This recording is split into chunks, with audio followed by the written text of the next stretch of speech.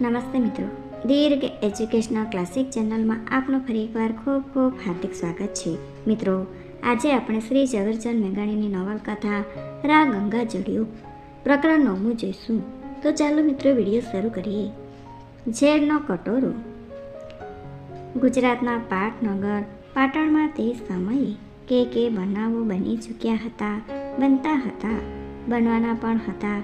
હરીફ મુશ્રીફ રાજવંશીઓની આસપાસની જાદવા સડીએ દિલ્હીની શહેનશાહને નદણી આતી કરી મૂકી હતી.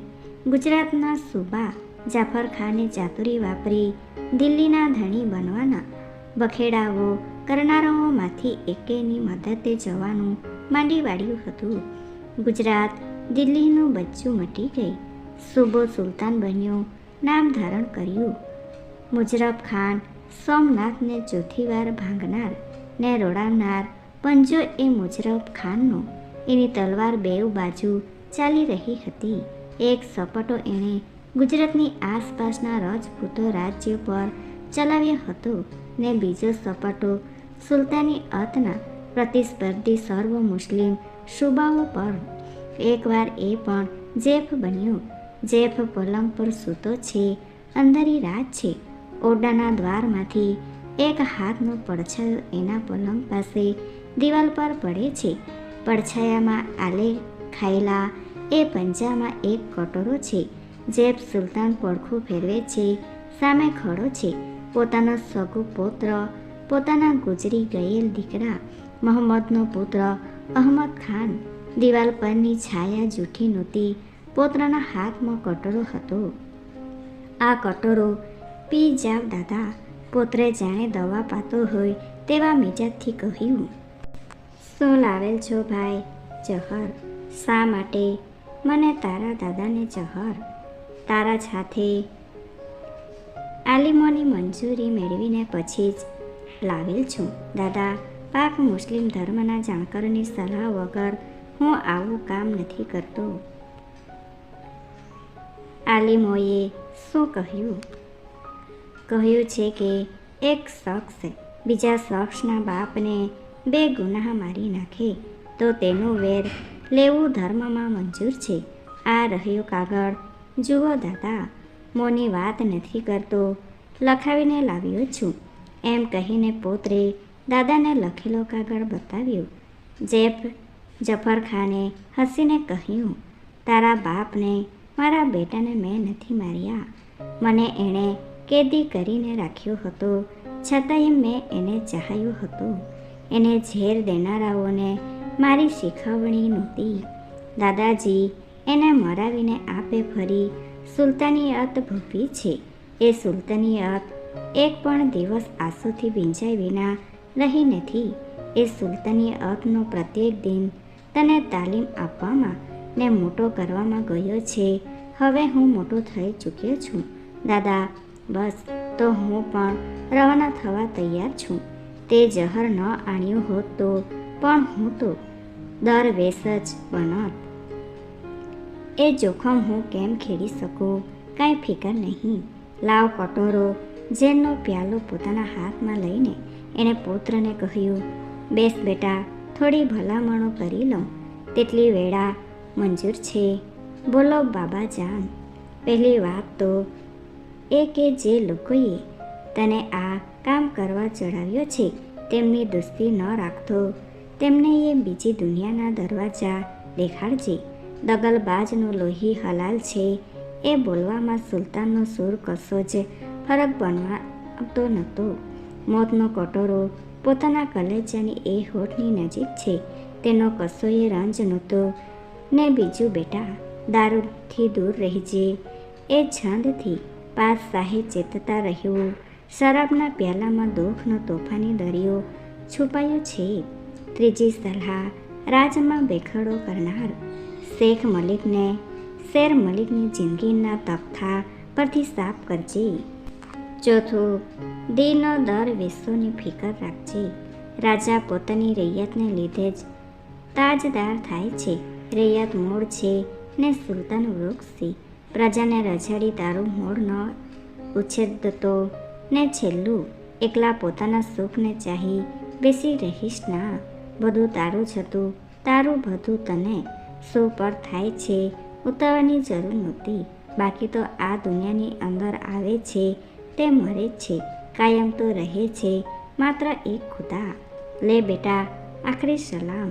શરબત પીતો હોય તેટલી જ લજ્જતથી સુલતાન ઝેર ગટાવી ગયો હતો. ઝેર પીતે પોતે પણ એને સુલતાનિયતના પાયા પૂર્યા હતા. ઝેર દેનાર પુત્રની એણે જિંદગી સુધારી હતી. શરાબથી 100 ગાંવ દૂર રહેનાર નવા સુલતાન અહમદ શાહે રજપૂત રાજાઓના સંગઠનને પીછેહટ ઉચ્ચ છેદી નાખ્યું હતું. પોતાના હરીફ કાકાની એક ચાલને તેણે શિકસ્ત આપી હતી. લશ્કરના સિપાહીઓને અરધ રોકડ દરમિયાનો ને અરધ ખર્ચ માટે જમીનો આપવાનું ડહાપણ કર્યું હતું. પરિણામે એની પાછળ લડાઈમાં ચાલનાર યોદ્ધાઓને ખપી જવાનો ડર નહોતો, કેમ કે પાછળ રહેનાર કબીલાનું પેટ ગુજારો કરનારી જમીન મોજૂદ હતી. બાકીના રોકડ પગારને પણ ઢીલ વગર ચૂકવી આપવાની સુલતાનની યાજ્ઞા હતી. એવા સંતુષ્ટ લશ્કરને જોરે પગલે જીત કરનાર અહમદ શાહે વચનગાળાના 1 વર્ષની મુદત સુધી ચડાઈઓ બંધ રાખી હતી. સેનાને આવા આરામના ગાળા મળી રહેતા હતા. અમદાવાદ નામના આલિશાન શહેરનો પાયો નંખાઈ ચૂક્યો હતો. 2 જ વર્ષમાં પૂરા બંધાઈ રહેલ એ કોટ ઉપર આજે બીજા 15 વર્ષ વરસી ચૂક્યા હતા. પાટનગર પાટણથી આ સાબરમતી તીર પર ફેરવાઈ ગયું હતું. સાબરમતીના તીર પર બેઠો સુલતાન માળવા અને ચાંપાનેર, ઈડર અને નાદોદની ખંડણીઓ ઉઘરાવતો હતો. મંદિરો તોડતા હતા, મસ્જિદો ખડી થતી હતી.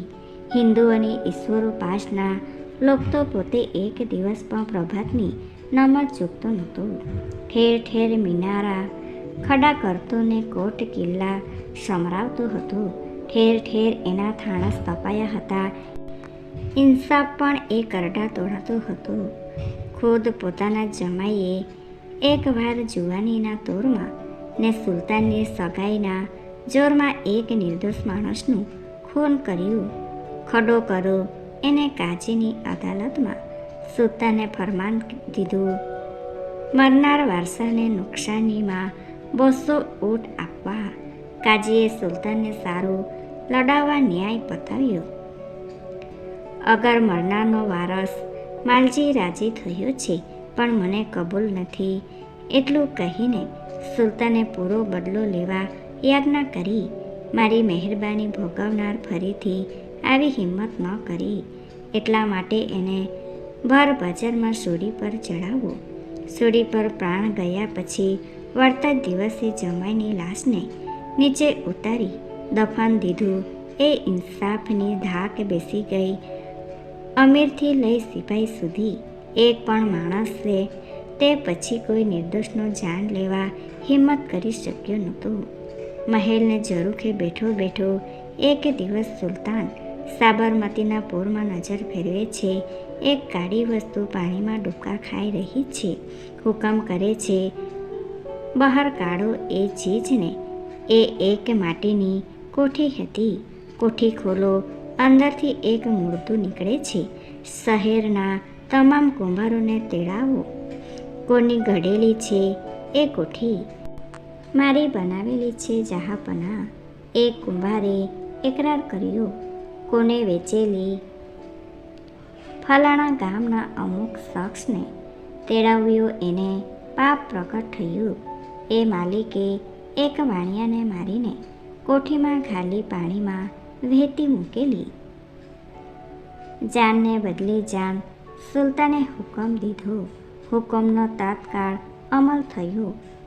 ઈડરનો રાવ પુંજો સુલતાની લશ્કર ઘાસ ઉઘરાવવા નીકળ્યો.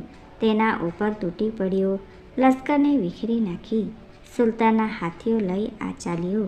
વિખરાયેલા સૈન્ય ફરી જૂથ બાંધી રાવ પુંજાનો પીછો લીધો. નાસ્તો રાવ એક ઊંચા પહાડ અને ઊંડી ખીણ વચ્ચેના સાંકડા રસ્તા પર પહોંચ્યો. આગળ હાથીઓ હતા, પાછળ લશ્કર હતું. રાવ સાપટામાં આવ્યો. હાથીઓના માવતોએ હાથીઓને પાછા ફેરવ્યા. રાવના ચમકેલા ઘોડાનો પગ વછૂટ્યો. ઘોડાને અસવાર એ પાતાળ ખીણમાં જઈ પડ્યા. વળતા દિવસે એક કોઠિયારો દરબારમાં હાજર થાય છે. એની પાસે એક ઇન્સાનનું માથું છે. કોઈ ઓળખી શકે છે આ માથાને? હા, સુલતાન. એક લશ્કરીએ આવીને કહ્યું, આ માથું મારા રાવજી પૂંજા રાજાનું છે. મેં એની ચાકરી કરી છે. એક કાફરને તું માન દઈ બોલાવે છે. શૈતાન એ હિન્દુને મારા રાવજી કહેવાની ગુસ્તાખી કરે છે. દરબારમાં હાજર રહેલા લોકો ગુસ્સાથી ઉકળી ઉઠે છે. ચૂપ રહો સરદારો, ખામોશ મુસ્લિમો, સુલતાન તમને વારે છે. એ આદમીએ પોતાનું લોણ હલાલ કર્યું છે.